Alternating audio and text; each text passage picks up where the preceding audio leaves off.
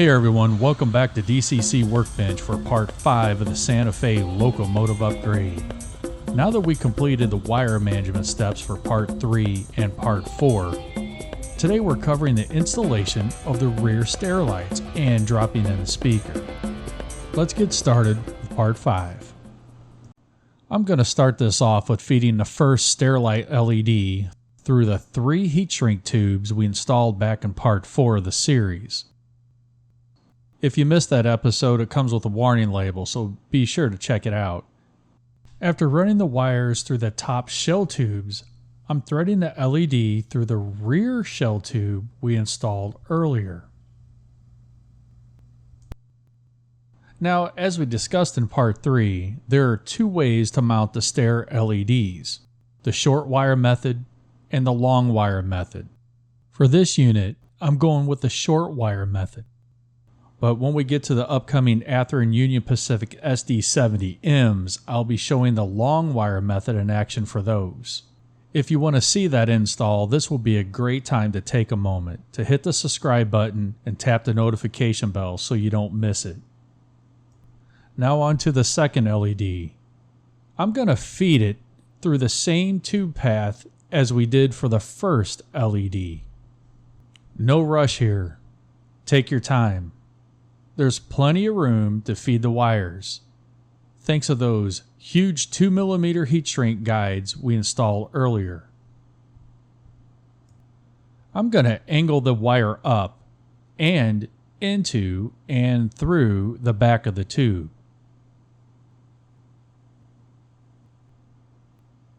Now that looks nice.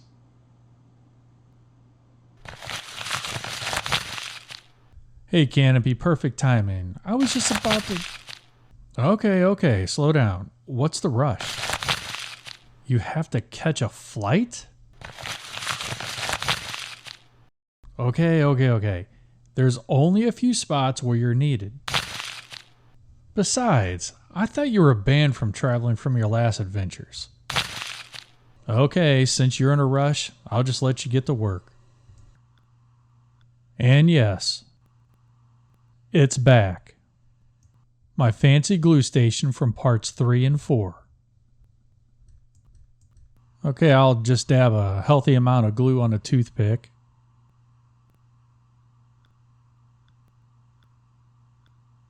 And working the glue into the corners of the shell where the LED will sit. Don't be shy with the glue. It'll dry clear and strong. Here, I'm also tightening the twist of the LED wires. This adds a bit of rigidity and makes it easier to get that clean 90-degree bend for that final seat position. Now this is the last step of the rear stair light install. Coaxing the wires into that 90-degree angle. The glue will start getting tacky, which will bond the wires to the shell. Now I'll make several adjustments here for the wire length of both LEDs until each LED is installed just beyond the stair where the frame sits. Now let's look at the attached wires. With this arrangement, the coupler will install just like it did from the factory. The shell will also seat properly back onto the frame with no interference. Here's a close-up so you can get a good look at the final placement. In the meantime, I'm going to let the glue set and move on to our next step. Let's install a speaker into this SD75 frame. The frame has what Athearn calls a speaker housing weight blank. The frame is designed to use a round 28mm speaker. The speaker I'm using for this install is rated for 1 watt and 8 ohms. The speaker comes with pre-soldered wires. I'll cut the wire ends off so I can solder the wires directly to the decoder board later on in the video. I'll start off by removing the factory screws that hold the blank weight in.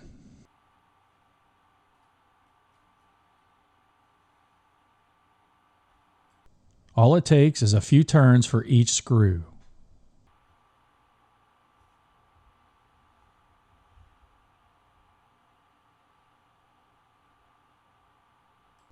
After the screws are unthreaded, the weight will just fall out.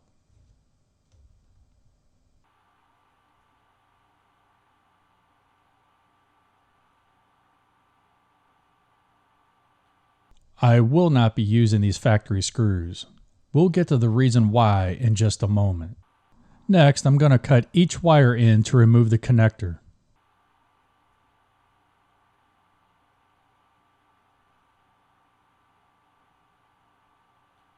I'm just eyeballing a length for now. I'll dial it in later when I connect the wires to the decoder. There is no need to be a perfectionist here, yet. This is the rough haircut phase. I'll worry about trimming it up later when it's time for the final connection to the decoder.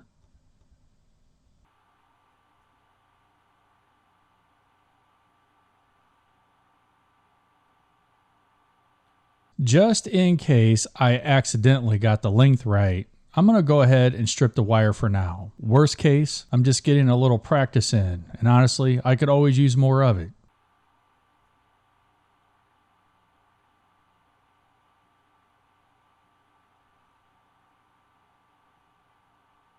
Wire stripping isn't exactly a spectator sport, but hey, here we are.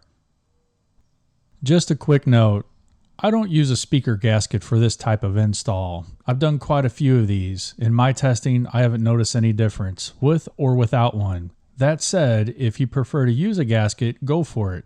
Your railroad, your rules. Remember those factory screws I said I'm not going to be using? Here's why. We're swapping them out for these. 2 M2 by 5mm screws. Check out the length difference between the factory screw and the screw I'll be using. It's not subtle. The issue is that the factory speaker housing weight blank is way thicker than the 28mm speaker. If you try to use the factory screws, which is much longer, the screw will be torqued right into the dog bone drive shaft and will stop the motor from turning. Now, that's not ideal. That could even cause damage. So don't use the factory screws in this installation. To install and torque the speaker into the housing, I'm going to need those M2 by 5mm screws and 2 Kadee 10/1000 washers. In some installs, I had to use 4 washers. So check your setup and use whatever gives the proper snug fit. When inserting the speaker, I angle the wires slightly toward the decoder, not straight up like they're trying to pick up satellite TV. Now I'll drop a washer into the first screw and tighten it down, keeping the wires at a nice decoder-friendly angle.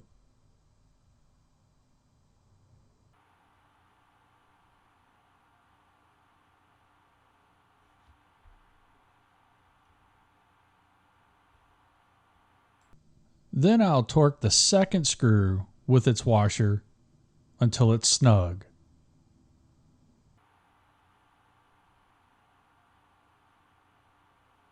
I'll solder the wires when I get to the decoder installation of this series. The final step is to do a test fit. Press down lightly and try to rotate the speaker back and forth. If there's no movement, that is good news. Let's replace some factory tape now. I'm not a big fan of tape. I mean, it works. I'll use it when I have to, but given a choice, I'd rather build a command center out of toothpicks and Canopy Glue. So I'm going to go ahead and remove the factory tape and take a look at what I got here.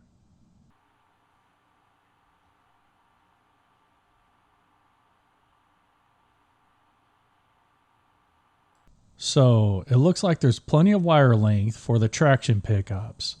So that's good news. But what are we going to use in place of the factory tape? Okay, I'll quit playing around. You have a plane to catch. Let's send it.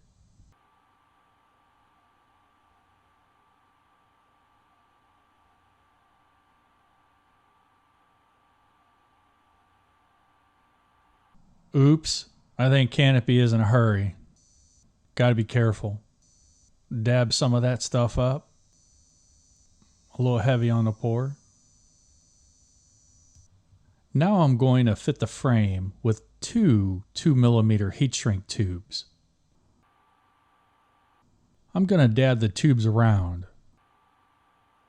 and line them up so that they're parallel. The main thing here, make sure you get plenty of glue on both the tubes so they stay put.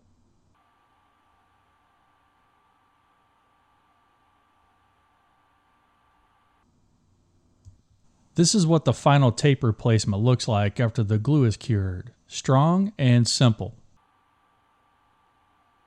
And that's all there is to it. This is what the final replacement looks like. That'll do it for this episode. We made some solid progress. In part 6, we're going to start working with the decoder, so you don't want to miss that. Also, I have some Southern Pacific and Union Pacific installs coming up. Canopy insists. If you're enjoying this build, hit that subscribe button and tap the notification bell. Part 6 is right around the corner. Thanks for watching, and as always, happy railroading.